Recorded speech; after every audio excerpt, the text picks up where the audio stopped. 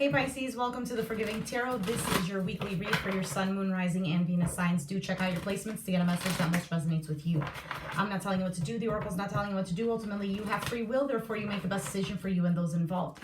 If you're cross-watching or you yourself, Pisces, feel that the roles are in the reverse, please reverse them. Take what applies and leave what doesn't. It's a general reading, not a private reading, so it may resonate, may not resonate. Please be aware of that. Thank you for liking, sharing, subscribing, commenting, and donating. It is greatly appreciated, especially during this Thanksgiving season. For those of you who celebrate, thank you. I'm very grateful for each and every one of you. And if you don't celebrate, I am still thankful. All right, let's take a look. So falling out here, we have the Hermit plus a bunch of other cards that fell out. But the one that flipped over was the Hermit here. There could be a situation here where is forcing you to really look within, really look at the situation, shed some light on it. There might be some kind of wisdom that you're getting, either through dreams, spiritual messages, or maybe just wisdom overall in regards to this situation. You could be dealing with a Virgo or have Virgo in your chart. So let's take a look at what is the spread for you. Okay. We have the Lovers, Gemini energy here. Dealing with one, have it in your chart, Sun, Moon, Rising, or Venus. Now, the Lovers is definitely about a choice here. Okay, a choice in love. There could be a really deep connection that you have with someone. You know, the Hermit here with the Lovers, this is you really looking deep at this situation. This could have started off as something like, I was going to say pure, but not. Somebody here entered into this connection with very pure intentions, while another individual was either looking for a good time or something. Things got serious and, well, you stayed on the course together. We have the Five of Swords, the Ten of Wands, and the Seven of Cups as your outcome. So whoever you're dealing with, it can go vice versa. Five of Swords. It seems like this individual here, they might be looking at themselves at this point in time with the Five of Swords, probably even contemplating what has happened, any kind of issues that have plagued this relationship. As for you, the Ten of Wands, something here is becoming either a burden, has been a burden. You feel like you've been carrying everything on your back.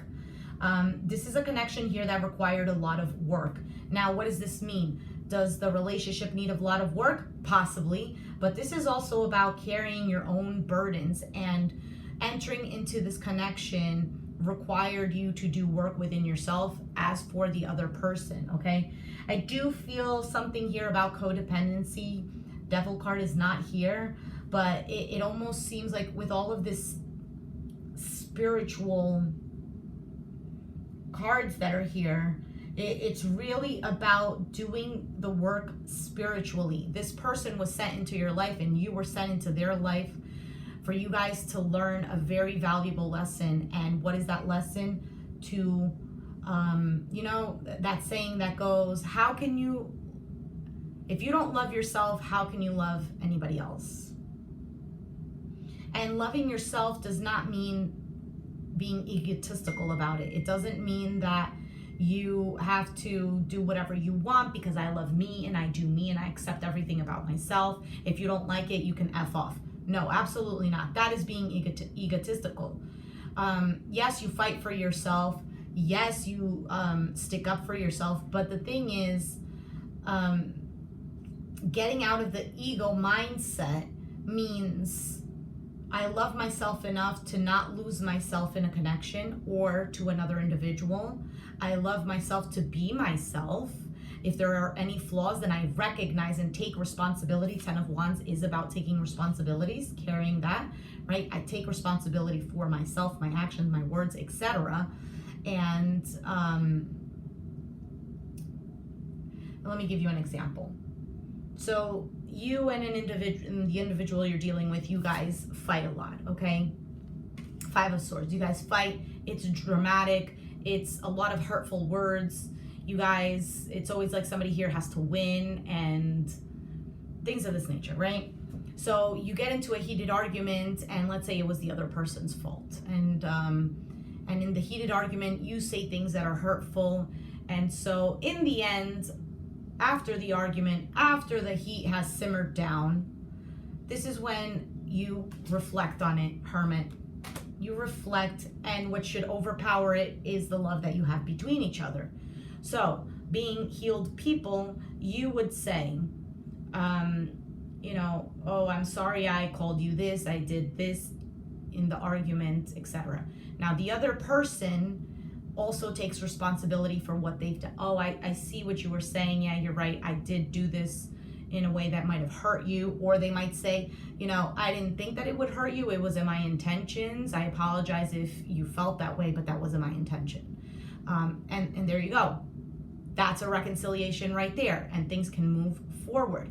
Now, if it's just this energy of, I have to win at all costs, I don't care, I'm not going to put down my sword, then of course it's going to become a burden. Of course it's going to leave people feeling like they don't know where they belong, feeling like I don't know where I stand, having a lot of overwhelming feelings as well. So I'm going to have to clarify these cards. So what is the Hermit with the Lovers? Queen of Swords, Aquarius, Gemini, Libra, the Justice, Libra, and the Tower.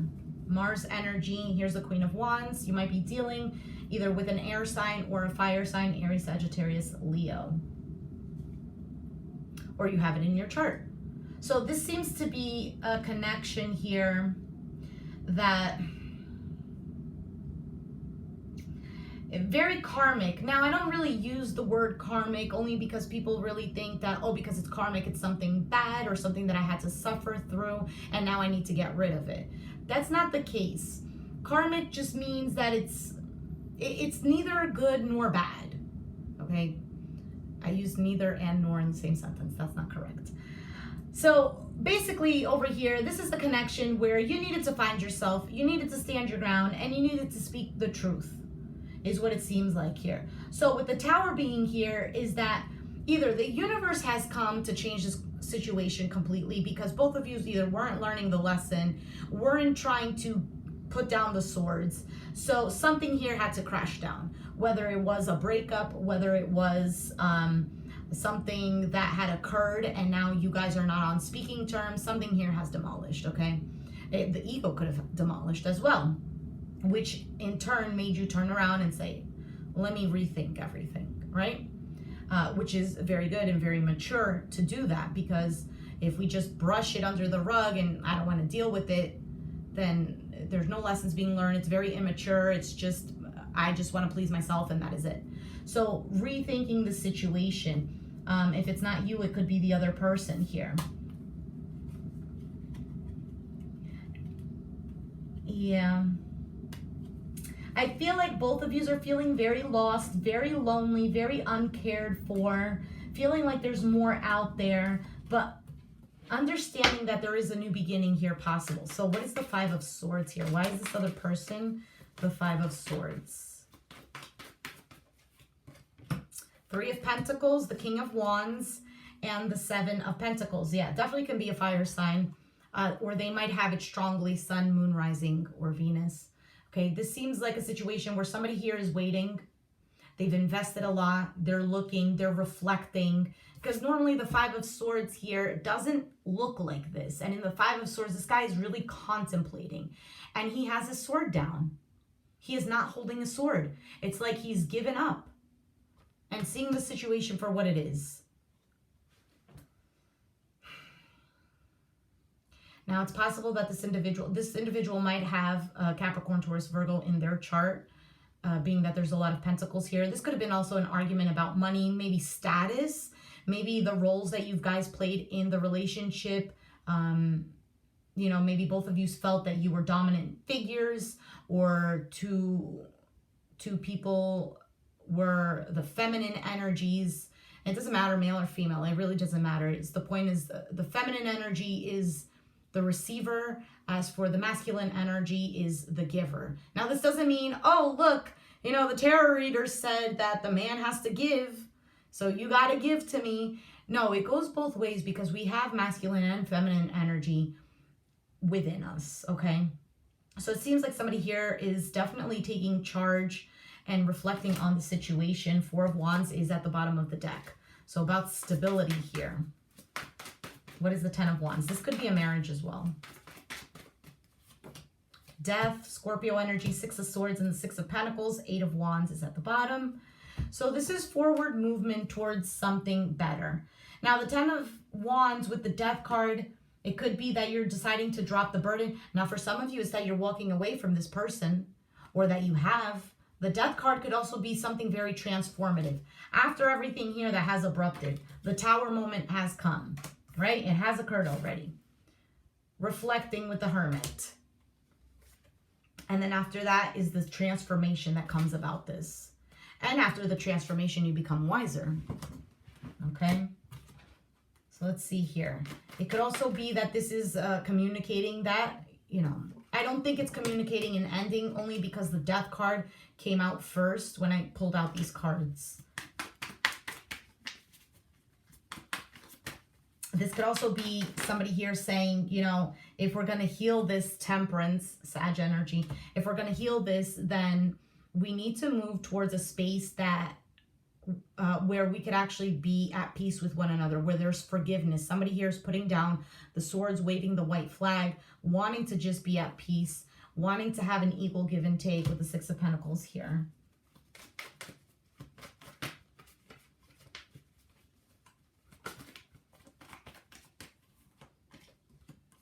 There's the King of Swords and the Queen of Wands, Page of Cups. So somebody here might be confused as to how to heal this situation. How can things actually work out? Maybe even wondering, how can I apologize? How can things be fixed? Somebody here could still be holding on to their ego. Knight of Wands fell. Somebody needs to drop their very flighty energy. I'm sorry, guys, that I keep moving around everywhere. Okay? Yeah. There's an opportunity here for something more. Be it that there is an opportunity in which both people are walking through that door. Both people are deciding to be mature about it. Not one person saying, you have to change and that's it. No, both people. So what is the oracle for Pisces in regards to this spread? What is the oracle? It's too many.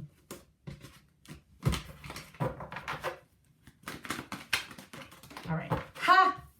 That is funny. Forgive. Forgive. We were just talking about this, right? The Five of Swords, putting down the swords, waving the white flag. Of course, anger can always be justified, but then so can forgiveness. Just depends on how much more you want from the adventure.